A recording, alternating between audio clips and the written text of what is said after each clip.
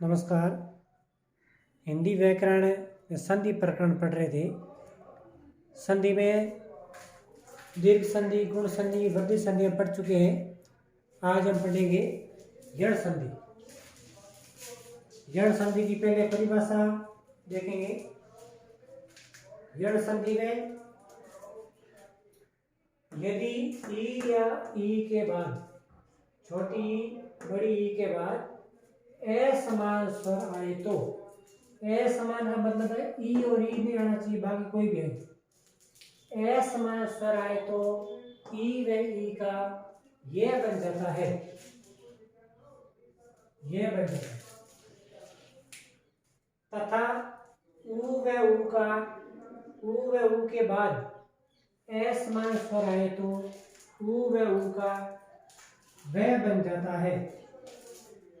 एवं री के बाद में असमान स्वर आए तो री का वह बन जाता है, उसे यण संधि कहते हैं। ये यण संधि की परिभाषा अच्छी तरह से आपको याद करनी है।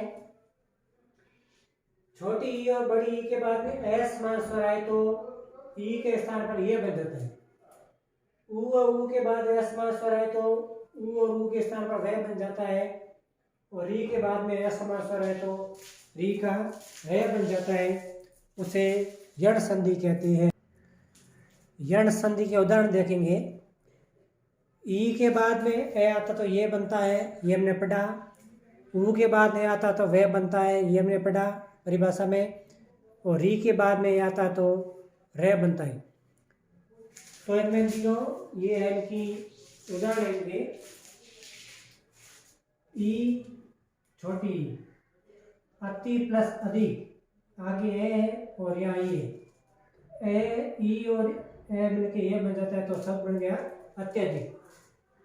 इसी प्रकार ई के बाद में यह आता है तो आ बन जाता है, क्योंकि मात्रा लगना चाहिए, ये एक जगह यह बन गया। इति प्लस आदि बराबर इत्यादि। इसी प्रकार ई के बाद उ आता है, यू बन जाता है। अति प्लस उत्तम बराबर अत्युत्तम। ये इनके उदाहरण है यण संधि के। ई के बाद में बड़ा उ आता है तो यू बन जाता है। अति प्लस उष्म, अत्युष्म हो जाएगा।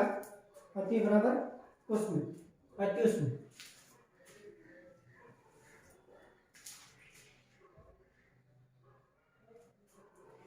ई के बाद यह सब ये बन जाता प्रति प्लस एक बराबर प्रत्येक। उ के बाद आएगा तो वह बनता है। तो यहाँ तक तो था ई वाला। ई के बाद असमान स्वर आए तो ये बनता है। और नीचे वाला भाग है, ये तो है ये का और ये है वह।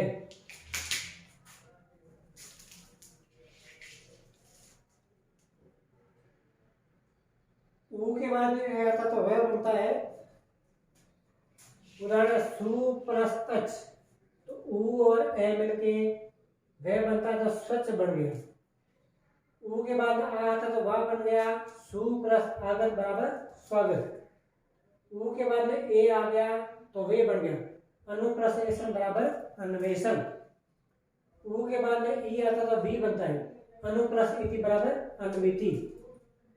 री के बाद में आ तो रा, मातृ प्लस आज्ञा, पितृ प्लस आज्ञा पितराज्ञा। और री मातृ प्लस, ये री की मात्रा है, मातृ प्लस आज्ञा बराबर मातृज्ञा। तो हमने परिभाषा देखी।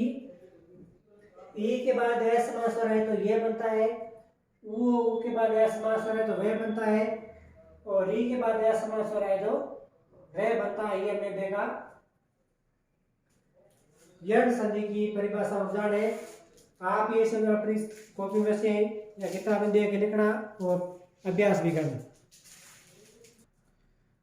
स्वर संधि का पांचवा भेद अयादि संधि। अयादि संधि की परिभाषा है। यदि ए या ऐ के बाद कोई भिन्न स्वर आए तो ए का ऐ तथा ऐ का आय हो जाता है, तथा ओ या औ के बाद भिन्न स्वर आए तो औ का अव तथा ओ का अव तथा औ का आव बन जाता है, उसे अयादि संधि कहते हैं। तो ए, ऐ, ओ, औ इन चारों के बाद में कोई भिन्न स्वर आता है तो ए का अ बन जाएगा, ऐ का आय बन जाएगा, ओ का आव बन जाएगा, औ का आव बन जाएगा। इसे अवैध संधि कहते हैं। अब हम इसके उदाहरण देखेंगे। अवैध संधि का उदाहरण है, ए के बाद में ए समान स्वर है तो आय आय बन जाता है। ए के बाद ए समान स्वर है तो आय बन जाता है। जैसे ने में ए की मात्रा है और आगे ए, दोनों मिलकर नयन ए की ध्वनि आ रही है। ए के बाद में ए आय बन जाता है। ने प्लस अप बराबर नायक आय। ओ के बाद ए आता है तो अव बन जाता है। ओ प्लस अन बराबर पवन अव। और औ के बाद ए आता है तो आ बन जाता है। औ प्लस अक बराबर पावक। जब ये बोलेंगे तो आए आय अब आ, इस प्रकार की ध्वनि आएगी। और भी उदाहरण आपको किताब में से देख कर ले और इनको याद भी करना है अच्छी तरह से। गृह कार्य में आपको स्वर संधि के जो 5 भेद है इनको आपको अच्छी तरह से याद करना है, परिभाषा, उदाहरण समेत। फिर इनको अपने नोटबुक में करना भी है और साथ साथ में आपको यण संधि के 10 उदाहरण किताब में से खोज के करने हैं, संधि विच्छेद करके बताना है। अवैध संधि की 6 उदाहरणों को संधि विच्छेद करके आपको नोटबुक लिखना है और ग्रुप में या मेरे पर्सनल नंबर पे भेज देना और मैं उसको जांच करके वापस भेजूँगा। धन्यवाद।